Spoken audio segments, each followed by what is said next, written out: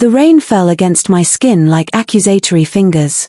Each droplet was a reminder of my failures. Beneath the bus shelter's meager protection, I huddled. Within minutes of the downpour beginning, my thin jacket was soaked through. The cold had seeped into my bones, but the chill of dread spreading through my chest at the sight of the out-of-service sign flashing mockingly on the last bus of the night was far worse. "Damn it," I whispered, my voice drowned by the thunderous percussion of water against metal. A glance at my phone told me it was 11:47 p.m. 3% battery, and no rideshare apps I could afford. If I called again to ask her to stay longer with Emma, Mrs. Winters would be furious. My 4-year-old daughter was probably asleep by now, her tiny fingers clutching the worn teddy bear I'd salvaged from a thrift store last Christmas. 16 hours into a double shift at Pearson's Diner, my feet screamed in cheap, non-slip shoes, and the scent of grease had permanently embedded itself in my pores. Tips had been miserable. Rent was due in 3 days. And now, 5 miles from home, with no way to get there except my own exhausted legs, I stepped out from the shelter. Resignation washed over me along with the rain. The storm had emptied the streets, transforming the usually busy avenue into an abandoned river of reflections and shadows. My name is Olivia Parker, 32 years old, a single mother, invisible to the world unless I'm pouring coffee or being hounded for late payments. Through the rainfall's white noise, the distant purr of an engine cut. Headlights pierced the watery curtain, twin beams illuminating the deserted street that seemed to search rather than simply light the way. I squinted as the vehicle slowed. A sleek black Bentley, so out of place in this neighborhood it might as well have been a spaceship. My heart skipped when it pulled alongside me, water rippling around its tires. With mechanical precision, the back window slid down, revealing nothing but darkness within. "You shouldn't be walking in this weather." The voice that emerged was low, textured like aged whiskey over rough stones. I caught fragments of the man inside, the gleam of a heavy ring on long fingers, the sharp cut of an expensive suit jacket, the scent of cedar and something metallic that cut through the rain. "I'm fine," I lied, water dripping from my lashes and obscuring my vision. "No, you're not." Not a question. A statement of fact delivered with such quiet authority I found myself unable to argue. "Where are you headed?" Self-preservation warred with desperation. Never get into cars with strangers was lesson 1 in every woman's handbook. But hypothermia was becoming a real possibility. And Emma needed me alive more than she needed me prudent. "Oakage Apartments," I answered, trying to sound stronger than I felt. A pause. "That's on my way." It wasn't on anyone's way. Oakage was the kind of place people only went to if they'd lived there or were delivering something no one wanted to deliver. The door swung open, revealing a leather interior the color of blood. "Get in." I hesitated, rainwater forming rivulets down my back. Through the open door, I glimpsed another man in the front passenger seat, broad-shouldered, head shaved, his posture alert despite the late hour. A driver sat behind the wheel, equally vigilant. Neither turned to look at me. I began. "You have someone waiting for you," the voice from the shadows interrupted. My silence was answer enough. "Then get in before you drown." Something in his tone, not kindness exactly, but a certainty that I would comply, pushed me forward. I slid onto the leather seat, my soaked clothes immediately creating a puddle beneath me. "I'm sorry," I stammered, mortified by the water I was dripping everywhere. "I'm making a mess of your car." "It's just water." As the door closed beside me, sealing us into climate-controlled silence, I finally saw him clearly. He occupied the opposite corner of the spacious back seat, giving me room that felt both considerate and calculated. Light from passing street lamps strobed across features that seemed carved rather than formed. Sharp cheekbones, a straight nose, and a mouth set in a neutral line that suggested it rarely smiled. Dark hair, styled with precision, framed eyes so intensely focused I had to look away. He wasn't handsome in the conventional sense. Handsome implied something approachable, something that invited admiration. This man's features demanded respect, perhaps fear. I guessed him to be in his early 40s, though something in his eyes spoke of experiences beyond his years. "Thank you for the ride," I managed, trying to occupy as little space as possible on the expensive leather. I'm Olivia. He studied me for a moment longer than was comfortable. Alessio Russo. The name settled in the space between us with a weight I couldn't explain. I'd never heard it before, yet something about the way he said it, the way the men in the front seat subtly straightened at the sound, told me it was a name that mattered. Where exactly in Oakage? He asked. Building C, but you can drop me at the entrance. I don't want to trouble you. His gaze flicked to my hands, which I realized were trembling slightly. From cold or fear, I wasn't sure anymore. Are you ill? The question was abrupt. Just tired. Double shift, I explained, then immediately wondered why I was offering personal details to a stranger. He nodded once, then pressed a button. A panel slid open, revealing crystal glasses and a decanter. Drink. It will warm you. I don't, it's not a request. I accepted the glass he poured, the amber liquid catching light as the car glided through the rain-slicked streets. The whiskey burned a path down my throat, spreading a warmth that made me realize just how cold I'd been. Better? He asked, though he seemed uninterested in my answer. Yes. Thank you. We fell into silence. The privacy partition was up, but I could see the silhouettes of the driver and the other man through the tinted glass. They sat perfectly still, like sentinels. The car took a turn I didn't recognize, moving away from the direct route to Oakage. Excuse me, I said, anxiety fluttering in my chest. But I think we're going the wrong way. Alessio's expression didn't change. There's flooding on Westbrook. We're taking an alternate route. How did he know where I lived well enough to know alternate routes?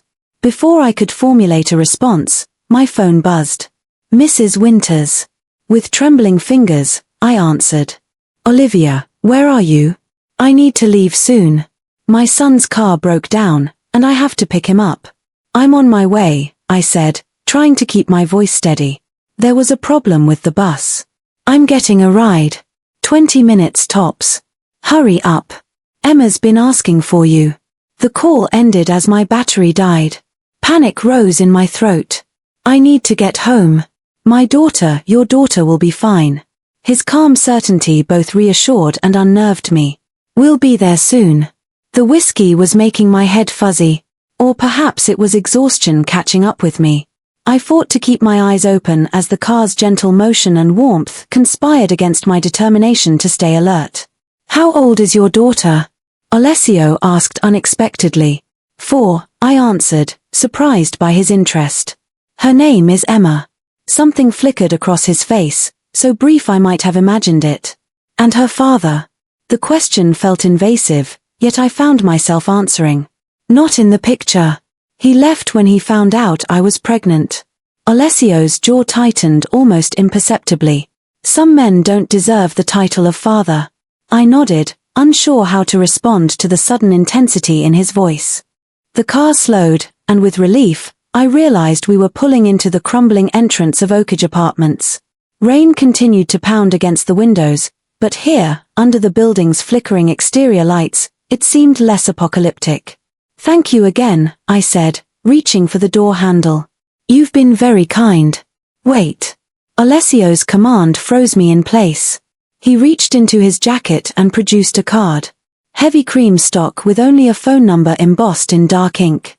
If you need anything, I hesitated before taking it. I can't repay you. Something dangerous flashed in his eyes. I didn't ask for payment. The moment stretched between us, taut with unspoken meaning. Then the door beside me opened. The broad-shouldered man from the front seat was now holding an umbrella over the opening. Building C, correct?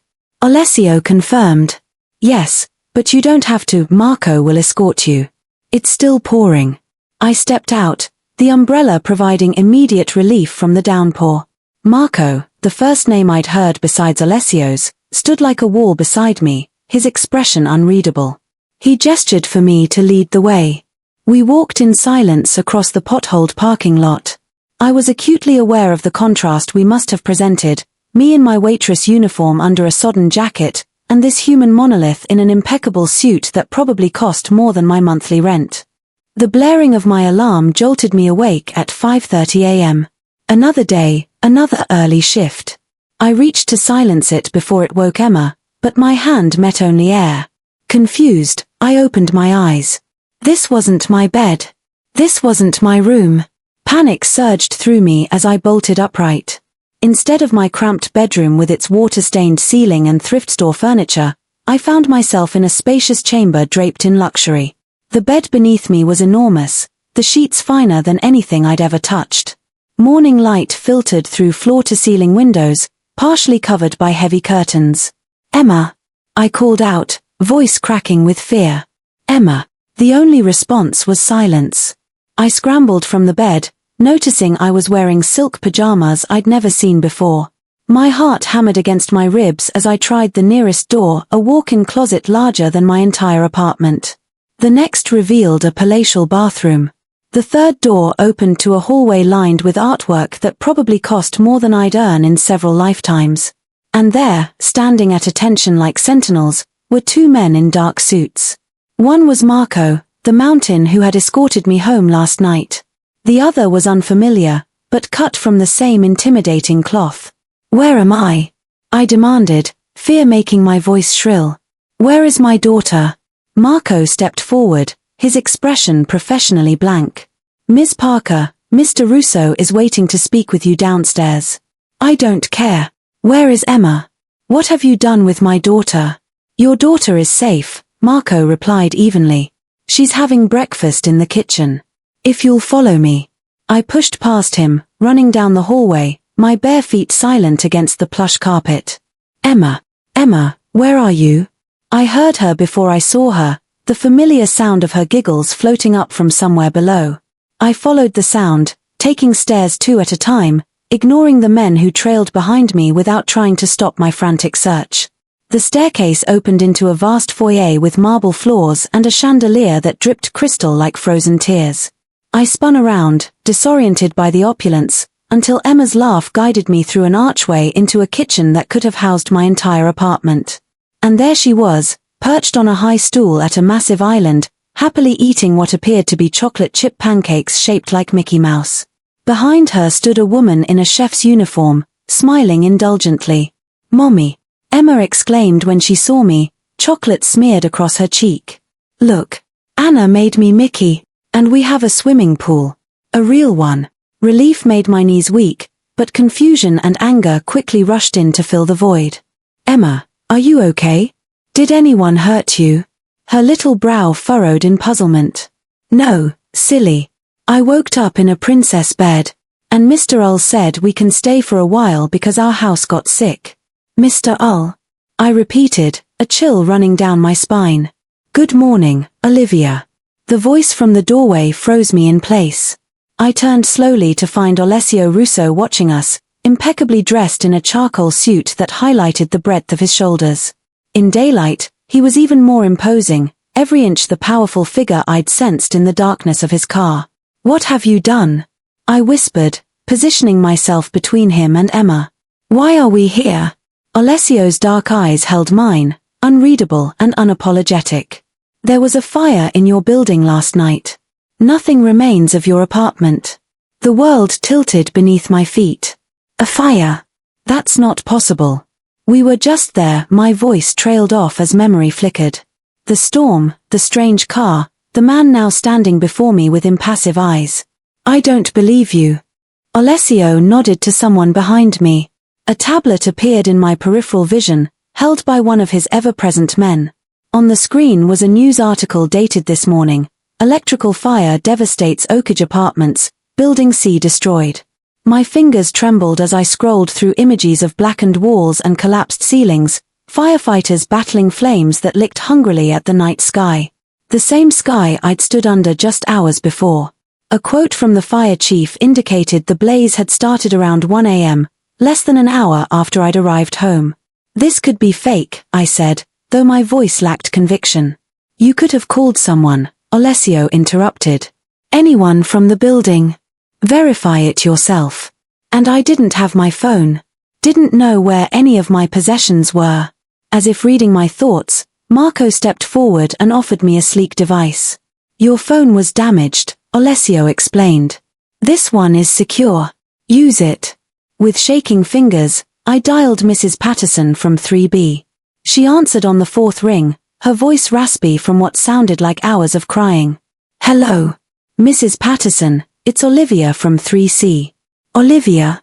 Oh, thank God." Her relief was palpable. "We thought you and Emma might have been, when they couldn't find you, the fire department searched everywhere." "We weren't home," I said, the reality of what had happened slowly sinking in. "We're safe. Nothing's left, dear. Not a thing. The whole building." Her voice broke. "Where are you staying?" I looked up at Alessio, who watched me with that same inscrutable expression. "With a friend. I have to go. I'll call you later." I ended the call, handing the phone back to Marco as my mind raced. Everything we owned, Emma's favorite stuffed animals, the photo albums with pictures of her as a baby, my mother's wedding ring, the quilt my grandmother had made, all gone. "Mommy." Emma's small voice pulled me from the edge of panic. "Are you sad?" I forced my face into a reassuring smile. "No, baby. I'm just surprised. Remember how I told you sometimes adventures happen when we least expect them?" She nodded solemnly, chocolate smudged at the corner of her mouth. "Well, we're on an adventure now." I turned to Alessio, keeping my voice level for Emma's sake. "May I speak with you privately?" He inclined his head slightly. "Anna will watch Emma." The chef smiled warmly at my daughter. "Would you like to help me make cookies after breakfast, little one?" Emma's eyes widened with delight. "Can I, Mommy?" "Sure," I said, kissing the top of her head. "I'll be right back." Alessio led me through the enormous kitchen into what appeared to be a study, dark wood paneling, leather-bound books lining built-in shelves, and a desk that dominated one wall. Floor-to-ceiling windows overlooked manicured grounds that stretched to a stone wall in the distance. This wasn't just a house. It was an estate. The door closed behind us with a soft click. I waited until I was certain Emma couldn't hear before rounding on him. "What the hell is going on? How did we get here?" "We were in our apartment. I fell asleep with Emma." "You passed out within minutes of entering your apartment," Alessio stated matter-of-factly. "Your babysitter mentioned you hadn't eaten all day. Combined with exhaustion and the whiskey in the car, you drugged me." Horror bloomed in my chest. His eyes narrowed dangerously. "I don't need to resort to such tactics, Olivia.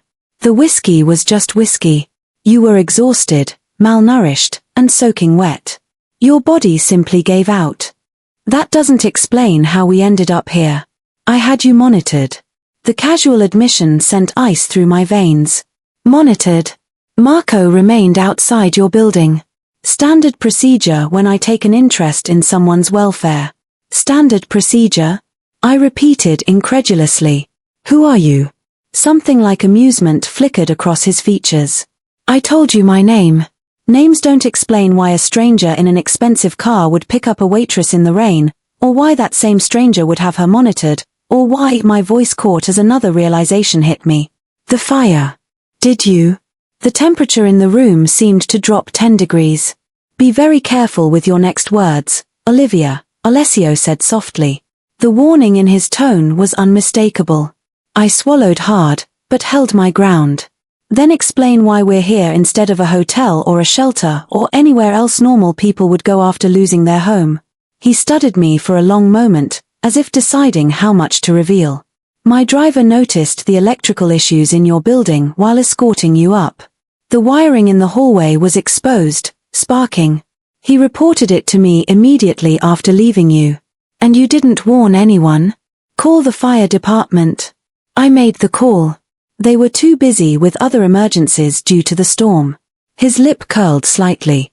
"By the time Marco returned to extract you, the fire had already started.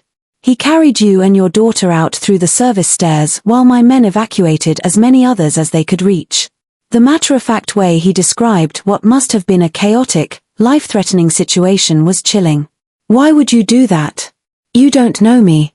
Alessio moved to a sideboard and poured 2 glasses of water, offering me one.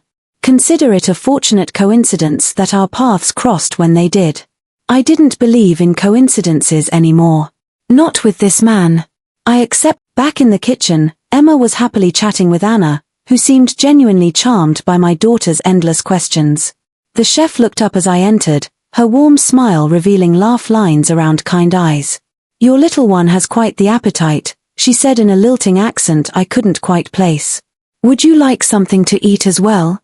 My stomach growled in response. I hadn't eaten since a hurried sandwich during my break yesterday. That would be nice. Thank you. As I sat beside Emma, accepting a plate of eggs and toast that smelled divine, I tried to process everything that had happened. My apartment was gone. My few possessions had been reduced to ash. And somehow, through a series of events I still couldn't fully comprehend, my daughter and I had ended up in the mansion of a man who was either our savior or something far more dangerous. Look, Mommy. Emma held up a napkin where she'd drawn what appeared to be a house with several stick figures. That's our new house. And that's you and me and Anna and Mr. Ull and the big man who carried me when I was sleeping. I froze with my fork halfway to my mouth. The big man carried you. Emma nodded enthusiastically. When we were leaving, you were sleeping too, and he carried you like a princess, and then we came in a big car to the castle. I set down my fork, appetite vanishing. The image of Marco, or whoever it had been, carrying my unconscious daughter through a burning building while I was equally helpless sent a wave of nausea through me. We had been completely at their mercy.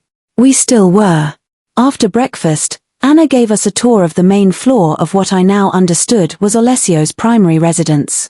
The kitchen opened onto a formal dining room that could seat 20, which in turn connected to a great room with soaring ceilings and a wall of windows overlooking sculpted gardens. A media room housed a screen larger than my former living room wall, and multiple sitting areas offered different views of the grounds. The pool is through here, Anna explained, leading us through French doors onto a covered patio. Emma gasped with delight at the sight of the shimmering blue water, steam rising gently from its surface into the cool morning air. Is it warm? Heated year-round, Anna confirmed. But you'll need swimsuits before you can go in. Which reminds me, Mr. Russo asked me to show you the dressing rooms after the tour. Dressing rooms? I echoed. Anna nodded. He had some things brought in for you both this morning. Some things turned out to be an entire wardrobe for each of us. The dressing room adjacent to the bedroom where I'd awakened contained rack after rack of clothing in precisely my size. Everything from casual wear to evening gowns, with shoes, handbags, and even lingerie to match each outfit. A similar setup filled a smaller room connected to what had apparently been designated as Emma's bedroom, complete with the princess bed she'd mentioned, a canopied confection that would have made Disney royalty jealous. This is excessive, I murmured, running my fingers over the sleeve of a cashmere sweater that probably cost more than I made in a week. Mr. Russo is thorough, Anna said diplomatically. He wanted to ensure you had everything you might need. How did he know our sizes? I asked, though I was afraid I already knew the answer. Anna's smile never wavered. I believe Marco took note of your apartment's contents before the fire. They had been through our things, catalogued our lives before they burned to the ground. The violation sent a chill down my spine, even as a tiny voice in my head whispered that at least we had clothes to wear. I'll leave you to change, Anna said. Emma mentioned wanting to try the pool, so I've laid out swimsuits for you both. Towels are in the cabana. I'll be in the kitchen preparing lunch if you need anything. Left alone, I sank onto a velvet ottoman, trying to make sense of my new reality. The clothes surrounding me represented more money than I'd ever possess. The house itself was like something from a magazine spread, too perfect, too luxurious to be real. And somewhere within its walls was Alessio Russo, the man who had orchestrated all of this for reasons I couldn't begin to understand. Emma burst into the room, already changed into a ruffled pink swimsuit. Mommy, can we go swimming now, please? Her excitement was the first normal thing I'd encountered since waking in this gilded cage. I forced a smile. Let me change first, okay? An hour later, watching Emma splash happily in the shallow end of the pool, I allowed myself a moment of peace. Whatever was happening, whatever Alessio's motives might be, my daughter was safe and happy. For now, that would have to be enough. I didn't notice Marco's arrival until his shadow fell across the lounge chair where I sat today. Miss Parker, he said, his deep voice startling me. Mr. Russo asked me to inform you that he's arranged for your workplace to be notified of your absence.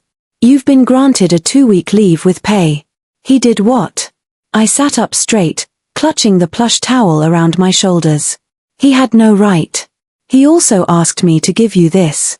Marco held out a manila envelope, ignoring my protest.